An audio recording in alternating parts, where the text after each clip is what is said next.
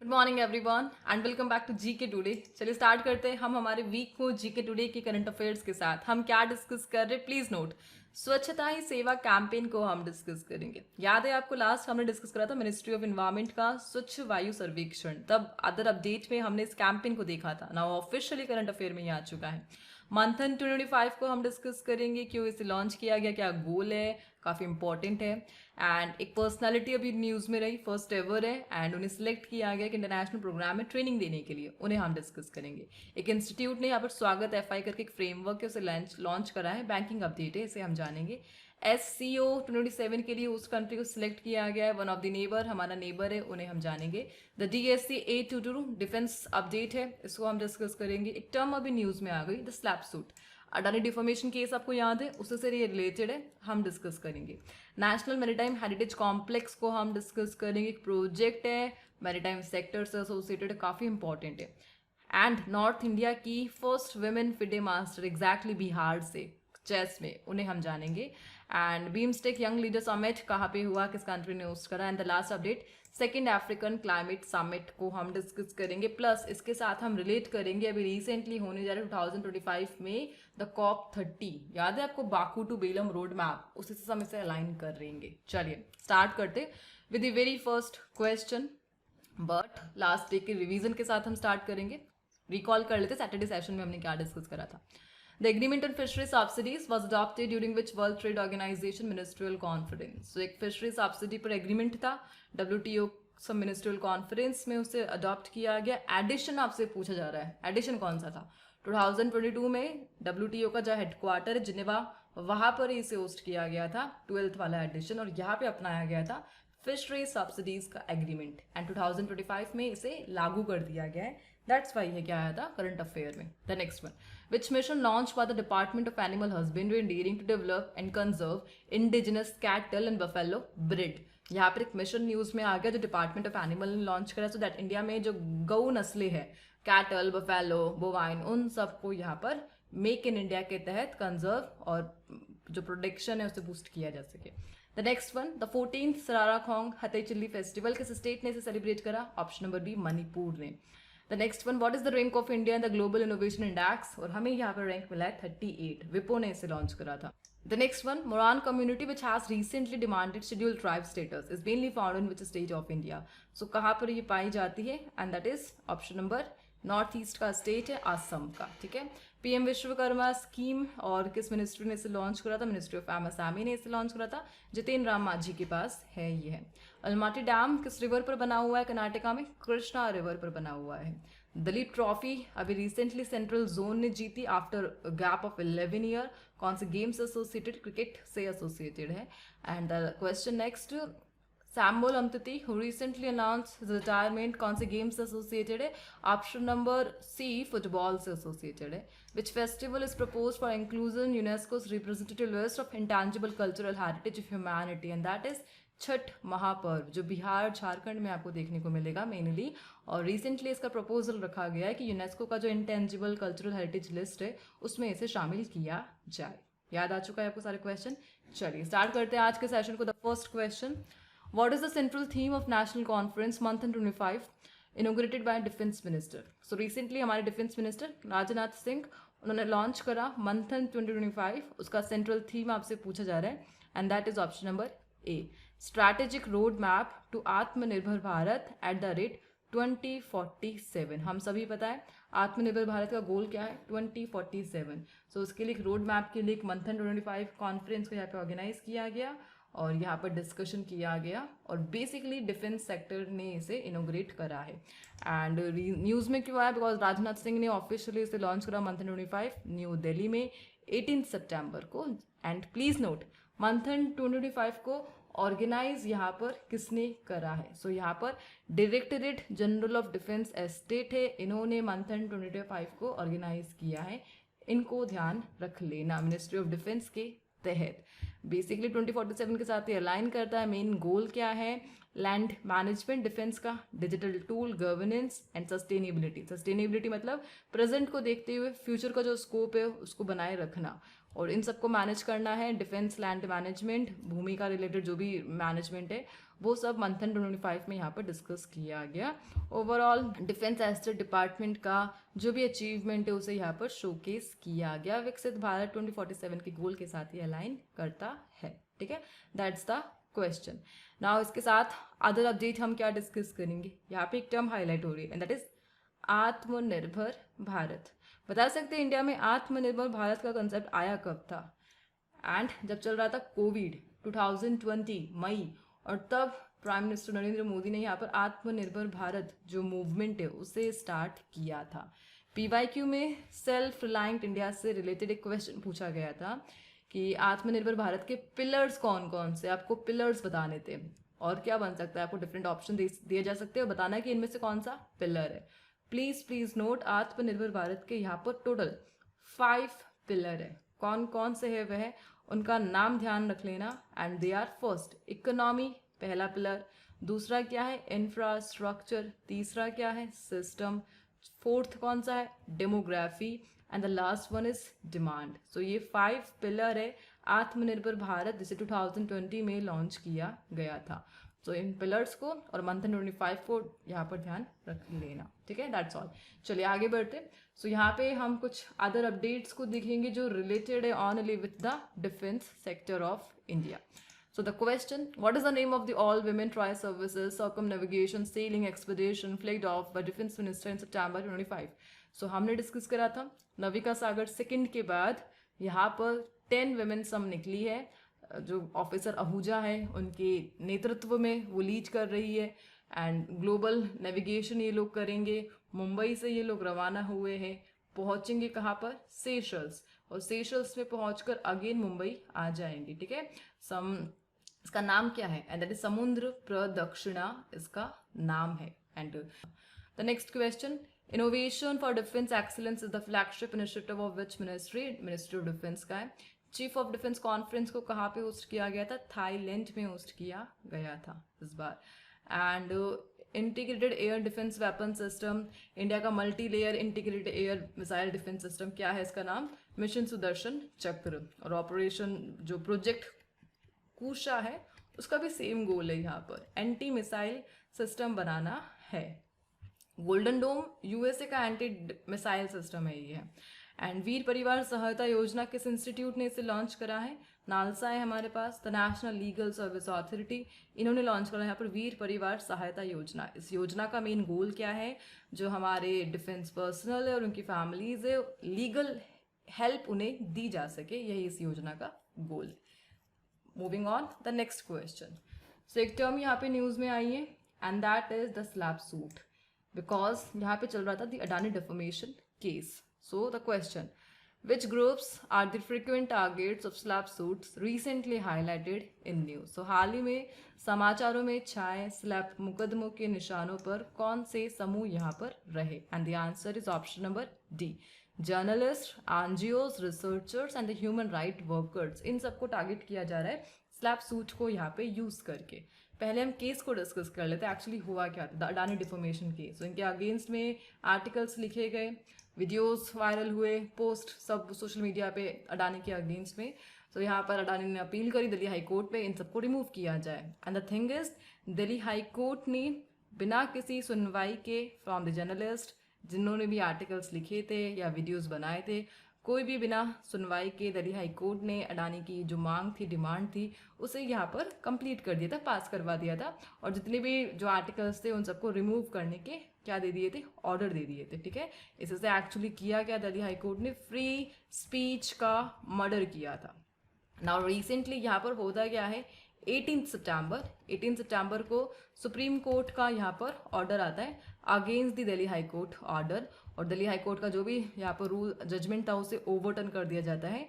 यानी Adani defamation case के लिए इन लोगों से प्रॉपर सुनवाई की जाएगी, हियरिंग होगी इस केस की, ऐसा सुप्रीम कोर्ट ने यहाँ पर ऑर्डर दिया।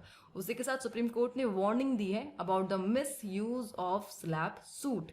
नाउ स्लैप सूट होता है क्या है, प्लीज नोट, लीगली अगर मैं आपको बताऊं फॉर्मली, सो यहाँ पर जो भी लोग हैं जैसे जर्नलिस्ट हो गए, एनजीओज हो गए, रिसर्चर्स हो गए, अगर ये कोई वायरल करेंगे अगेंस्ट द अडानी इंडस्ट्रीज के अगेंस्ट में कोई भी कंप्लेन है, केसेस है, अगर फाइल करते हैं या फिर इनके अगेंस्ट में कोई भी प्रूफ वगैरह वायरल होता है इनके थ्रू, उस केस में यहाँ पर ये जो big powers just like Adanis and industries some baseless cases बनाकर इन लोगों को फंसा देती है लॉ के चक्कर में। यानी क्या होगा, इन लोगों का टाइम यहाँ पे बर्बाद होगा, प्लस मेंटल हेल्थ की ऐसी तैसी हो जाएगी, खराब हो जाएगी। And the third thing is money, इनके जो रिसोर्सेज है उनको यहाँ पे ड्रेन किया जाएगा स्लैब सूट्स के माध्यम से फंसाकर इसको यूज करके। और इसके कारण जो क्रिटिक्स है वो यहाँ पर साइलेंट हो जाएंगे और जो भी इन लोगों ने केसेस करे वो सबको अपने वापस ले लेंगे। And that is the SLAPP suit. And recently ऐसा कुछ देखने को मिला था इन सब के अगेंस्ट में, इसीलिए सुप्रीम कोर्ट ने वार्निंग दी है स्लैब सूट के अगेंस्ट में। एंड यहाँ पर ऐसा कुछ प्रपोजल रखा गया है कि एंटी स्लैप लॉज को बनाया जाना चाहिए, बिकॉज हमारे संविधान में ऐसा कुछ भी नहीं है। अभी हमारे पास केवल फ्रीडम ऑफ स्पीच है और वही है द राइट टू नो, ये सब है। सो इन्हीं राइट्स के थ्रू हम जो कोर्ट है हमारे केसेस को देखता है, बट यहाँ पर एंटी स्लैप लॉज को बनाने की नीड है। एंड दैट्स वाई ये टर्म अभी न्यूज में आ गई। ओवरऑल हमने यहाँ पे डिस्कस क्या किया है, स्लैप सूट को डिस्कस करा, इसका फुल फॉर्म ध्यान रख लेना, that is strategic law suits against public participation, जिसके through journalist, activist, NGO, writers उन सबको टारगेट किया जाता है। यूजुअली पावरफुल पीपल और बिग कॉर्पोरेशन जैसे अडानी, इनके द्वारा फाइल किया जाता है सो दैट क्रिटिक्स को यहाँ पे साइलेंट किया जा सके, उनके रिसोर्सेज को ड्रेन किया जा सके, फ्री स्पीच को दबाया जा सके। ठीक है, चलिए आगे बढ़ते the next question. The National Maritime Heritage Complex is being developed at which ancient site in Gujarat? ठीक है, प्लीज नोट। नेक्स्ट क्वेश्चन पे हम आ चुके हैं। NMHC एक प्रोजेक्ट है, ये है, एंड गुजरात के एक साइट में, एंशिएंट साइट है, वहाँ पर इसे बनाया जा रहा है। ये जो एंशिएंट साइट है ना, ये इंडस वैली से रिलेटेड है, सिंधु घाटी से रिलेटेड है एंड इंडस वैली से साइट है। एंड इसका आंसर है option number B, Lothal, Gujarat में इस प्रोजेक्ट को बनाया जा रहा है। And recently PM Narendra Modi यहाँ पर पहुंचे इस प्रोजेक्ट को रिव्यू करने। एंड इस प्रोजेक्ट का जो कॉस्ट है 4500 करोड़ का है। प्लीज नोट, ये जो प्रोजेक्ट है इंडिया के मैरीटाइम सेक्टर को हाईलाइट करेगा। सो इंडिया का मैरीटाइम सेक्टर, इसमें एक तरफ से मैरीटाइम सेक्टर के लिए म्यूजियम बन रहा है ये। यहाँ पर हमारे जितने भी शिप बिल्डर्स है, जो भी एंशिएंट ट्रेड था, जितनी भी मैरीटाइम एक्टिविटी है, उन सबको यहाँ पे हाईलाइट किया जाएगा। ओवरऑल आप कह सकते हो मैरीटाइम हिस्ट्री को यहाँ पर दिखाया जाएगा इस टाइप के म्यूजियम को बनाकर। Light house museum, floating restaurant and theme park, सब इसके क्या है, कैरेक्टरिस्टिक्स है। 4500 करोड़ के साथ बना है, मिनिस्ट्री ऑफ पोर्ट के साथ ये आता है, जिसके कैबिनेट मिनिस्टर कौन है, Sarbananda Sonowal. And the big thing, Sagarmala program के साथ यह अलाइन करता है, जो लोथल में लोकेटेड है, इंडस वैली पोर्ट पर इसे बनाया जा रहा है। ठीक है, दैट्स ऑल। प्लीज नोट, यहाँ पे इंडिया की जो मैरीटाइम सेक्टर है, इंडिया की एग्जैक्टली कोस्टल लाइन कितनी है, 7500 kilometre, plus inland waterways 14500 kilometre. So इन सबको मॉडर्नाइज किया जाएगा सागरमाला प्रोग्राम के तहत, और उसके लिए म्यूजियम NMHC कुछ बनाया जा रहा है। क्लियर है। एक टर्म को हम थोड़ा सा डिस्कस करेंगे, that is Sagarmala program, because important है। एग्जाम में एक क्वेश्चन आया था इससे रिलेटेड, आपको कुछ 3-4 ऑप्शन गिवन थे और आपको बताना था कि सागरमाला प्रोग्राम का गोल कौन। सो यहाँ पे 2015 में तो इसे लॉन्च किया जाता है, मिनिस्ट्री ऑफ पोर्ट के तहत ये आती है। एंड द थिंग इज, इसका मेन गोल क्या है, हमारे जो मैरीटाइम सेक्टर है उसे बनाना है मॉडर्न। ऑप्शन में आपको काफ़ी सारे गिवन थे कि मैरीटाइम सेक्टर का सस्टेनेबल डेवलपमेंट करना है, ये करना है, वो करना है, सब मैरीटाइम से रिलेटेड थे। बस मेन जो था मॉडर्नाइज मैरीटाइम सेक्टर को, स्टैंडर्डाइज, और यही इसका आंसर है। ठीक है, सो मॉडर्नाइज करना, that's the goal of Sagarmala program. चलिए आगे बढ़ते the next question. Who has become Bihar's first women FIDE master in chess? तो यहाँ पर बिहार की स्टेट की फर्स्ट विमेन फिडे मास्टर बन चुकी है, काफ़ी इंपॉर्टेंट प्लेयर है, and that is option number A, Mariam Fatima. Bihar के मुजफ्फरपुर से यह रिलेटेड है। नाउ नॉर्थ इंडिया से हमें यहाँ पर एक चेस प्लेयर जिनका नाम आया है करंट अफेयर में, मरियम फातिमा, बिकॉज ये बन चुकी है first women FIDE master in the state. Outstanding chess performance, several national international award इन्होंने जीते हैं, and proud moment for Bihar. So यहाँ पे हम क्या डिस्कस करेंगे चेस को डिस्कस करेंगे, बस चेस से रिलेटेड कुछ क्वेश्चन को अभी हम डिस्कस करेंगे। लास्ट जो अपडेट हमने देखी थी, आर वैशाली को हमने डिस्कस करा था, बिकॉज रिसेंटली उन्होंने सम फिडे कुछ चैंपियनशिप को जीता था। स्क्वैश था, FIDE squash championship, R Vaishali ने उसे जीता था। एंड इन्होंने यहाँ पर एंट्री ले ली है किसके लिए, द कैंडिडेट टूर्नामेंट के लिए। और कैंडिडेट टूर्नामेंट में केवल 8 लोग सिलेक्ट होंगे जो आगे जाएंगे वर्ल्ड चैंपियनशिप में। ये जो कैंडिडेट टूर्नामेंट 2026 में होगा। सो आर वैशाली इसके लिए सिलेक्ट हो चुकी थी, दैट्स वाई वो न्यूज़ में आई थी, ठीक है। एंड अदर जो क्वेश्चन है चेस से related, let us discuss. So which Indian state is the host of FIDE chess world cup 2025? Goa यह रहा था। Chess E sport world cup किसने जीता? मैग्नस कार्लसन, नॉर्वे की यह प्लेयर है एंड काफ़ी इंपॉर्टेंट है। विमेंस चेस वर्ल्ड कप किसने जीता? दिव्या देशमुख ने जीता है। दिव्या देशमुख भी यहाँ पर क्वालिफाई हो चुकी है कैंडिडेट टूर्नामेंट के लिए, जो आगे खेलेगी द वर्ल्ड चैंपियनशिप, अगर कैंडिडेट टूर्नामेंट में का सिलेक्शन हो जाता है। FIDE chess world cup country India. International chess day July 20, काफ़ी इंपॉर्टेंट है बिकॉज चेस तो करंट अफेयर में हमेशा रहता ही है। Who defeated World Chess Champion Magnus Carlsen classical game at Norway Chess 25 tournament? And that is D Gukesh. Final match तो Magnus Carlsen ने जीता था, बट किसी राउंड में डी गुकेश ने इन्हें हराया था। Who won the Superbet chess classic 25 in Bucharest Romania? And that is R Praggnanandhaa ने जीता था। यह है टाइटल जो बुकारेस्ट रोमानिया में हुआ था, ठीक है। Bucharest it is the capital of Romania, इसको भी ध्यान रख लेना। चलिए आगे बढ़ते the next question. Which country is the host of BIMSTEC young leader summit? So BIMSTEC से रिलेटेड अलग अलग समिट यहाँ पे होती रहती है एंड यहाँ पे न्यूज़ में आ चुकी है द यंग लीडर समिट। कहाँ पे इसे होस्ट किया गया? Please note that is north east में हमने इसे सेलिब्रेट करा, इंडिया ने इसे होस्ट करा exactly. BIMSTEC young leader summit Guwahati में, जो कि असम की अपकमिंग कैपिटल है। रीसेंट कौन सी कैपिटल? दिसपुर है। Guwahati is the next. And सितंबर 9 से 11 तक सेलिब्रेट किया गया। इस लीडर समिट को होस्ट किया गया। भारत स्काउट्स पे फोकस किया गया। असम के जो गवर्नर है उन्होंने यहाँ पर जो ये समिट है इसको इनोग्रेट किया था, ठीक है। बीमस्टेक कंट्रीज ने इसे ज्वाइन करा है। बेसिकली सम 80 पार्टिसिपेंट यहाँ पर देखने को मिले। Overall the thing is summit का गोल क्या है? इंडिया का जो नॉर्थ ईस्ट है उसे बनाना है कनेक्टिविटी हब, जो कि 21 point action plan from the 6th BIMSTEC summit इसके साथ अलाइन करती है। सो इसे ध्यान रख लेना, बीमस्टेक का 6th edition 21 point action plan इससे रिलेटेड है। एंड रिसेंटली जो नॉर्थ ईस्ट को कनेक्टिविटी हब बनाया जा रहा है वो इसी के साथ अलाइन करता है। एंड जो अदर है India's neighbourhood first, act east, महासागर विजन। महासागर विजन ये मैरीटाइम सेक्टर से ही रिलेटेड है। और एक्ट ईस्ट इसे 2014 में नरेंद्र मोदी ने लॉन्च करा था। पहले वाला एक चल रहा था हमारा लुक ईस्ट, लुक ईस्ट को सक्सीड करके एक्ट ईस्ट को लाया गया था। इस टर्म को और ध्यान रख लेना। लुक ईस्ट इसे अटल बिहारी वाजपेयी उनके टाइम पे लाया गया था। देन पीएम नरेंद्र मोदी ने एक्ट ईस्ट को यहाँ पे लॉन्च किया था, ठीक है। Hope all this is clear. चलिए आगे बढ़ते the next question. Where was the second African climate summit 25 held?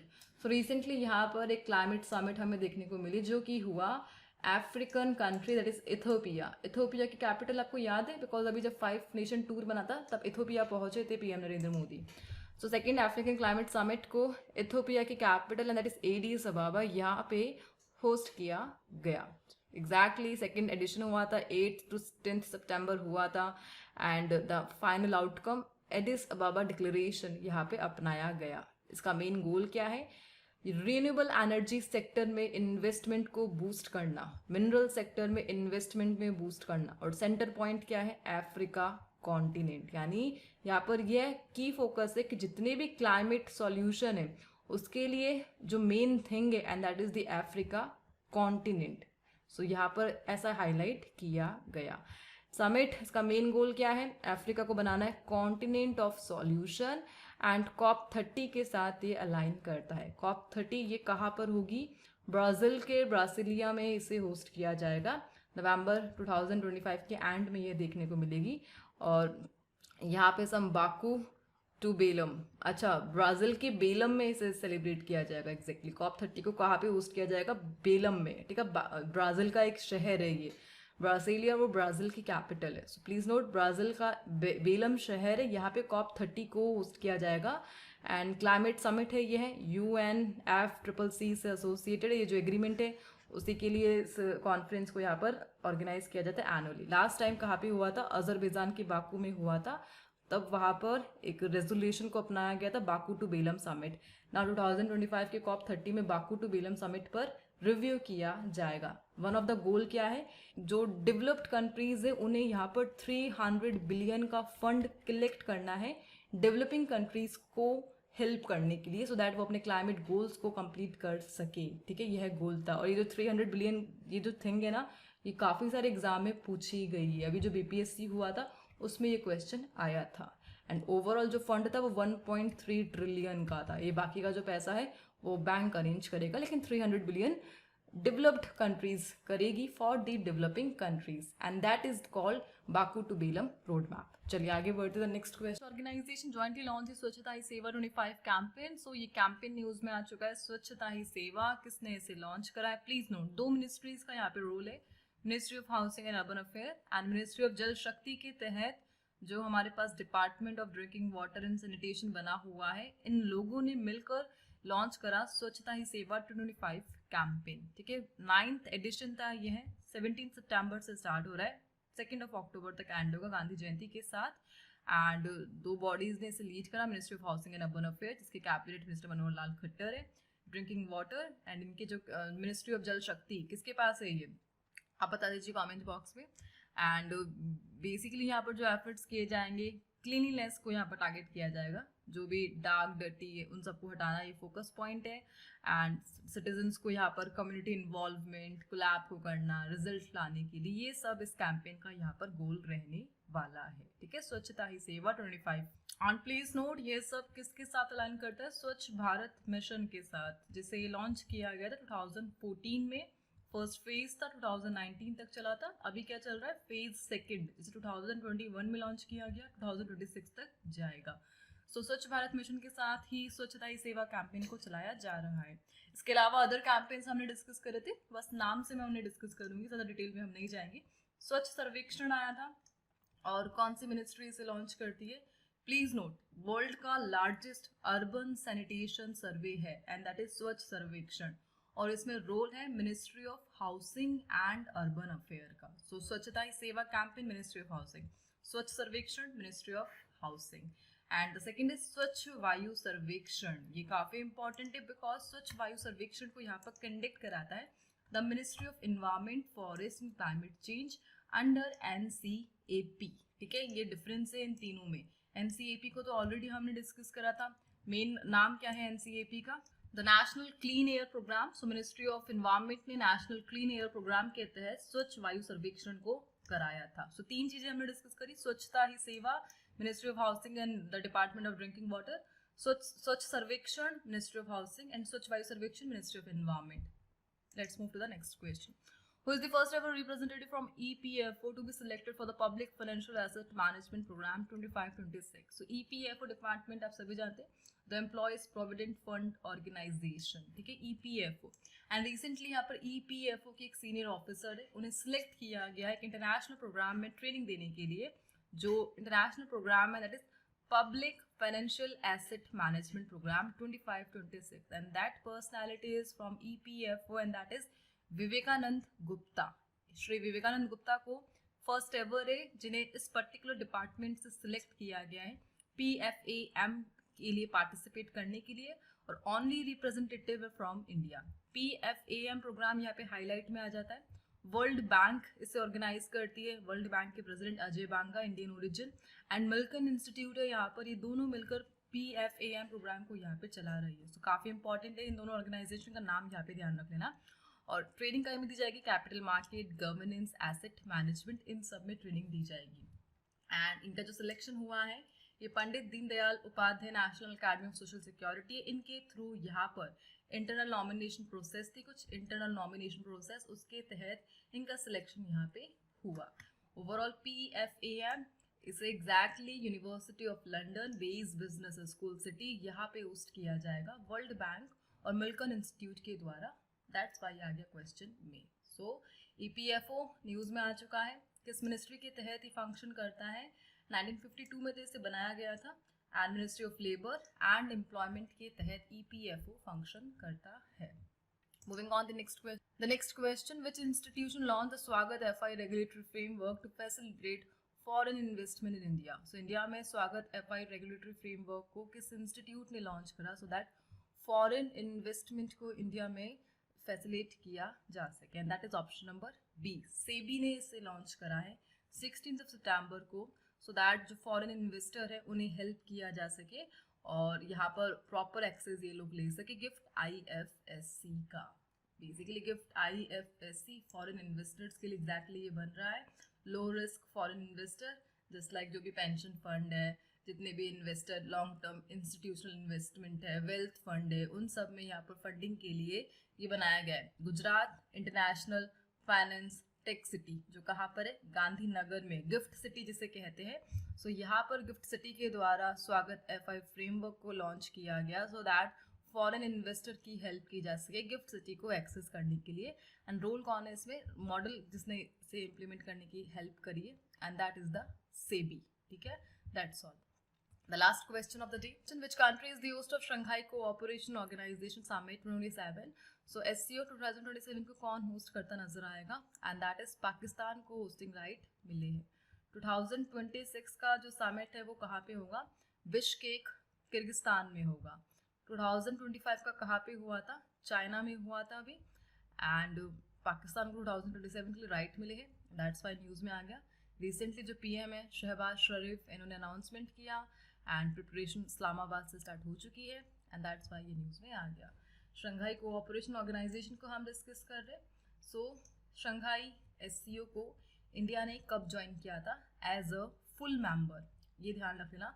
2017 में इंडिया ने इसे ज्वाइन करा था एज अ फुल मेंबर। जब हमने ज्वाइन करा, पाकिस्तान ने भी सेम 2017 में ही इसे ज्वाइन करा था। SCO एस्टेब्लिश कब हुआ था, सो ऑफिशियली 2001 में यह एस्टेब्लिश हुआ था। मेंबर कंट्रीज कौन कौन है, China, Russia, Kazakhstan, Kyrgyzstan, Tajikistan, Uzbekistan, ये सब तो केवल फाउंडिंग मेंबर है। अदर जो मेंबर है वो आप बता दीजिए कमेंट बॉक्स में, एक टास्क मैंने आपको दिया है यहाँ पे। चलिए आगे बढ़ते हैं नेक्स्ट क्वेश्चन। एक टर्म न्यूज में रही, that is the DSC A22, the third vessel in the 5 ship diving support craft project was launched in which city. So किस सिटी में इस प्रोजेक्ट को लॉन्च किया गया, the DSC A22, and that is option number C, Kolkata. So basically Kolkata में और Titagarh rail system में यहाँ पर लिमिटेड इन्होंने इसे बनाया है under 2021 ministry of defence contract. So 2021 में कॉन्ट्रैक्ट साइन हुआ between ministry of defence and Titagarh rail system, और प्रोजेक्ट क्या है, 5 ship डाइविंग सपोर्ट क्राफ्ट को बनाना। बेसिकली ये DSCs का मेन गोल क्या है, submarine rescue, under water inspection, जो भी डाइवर ट्रेनिंग है इनके लिए इसको यूज़ किया जाएगा। Indian register of shipping rules के तहत इन्हें फंक्शन किया जा रहा है, एंड अभी रिसेंटली विशाखापट्टनम में इसका टेस्ट किया गया NSTL में, that is a naval science and technology laboratory, and that's why यह न्यूज़ में रहा।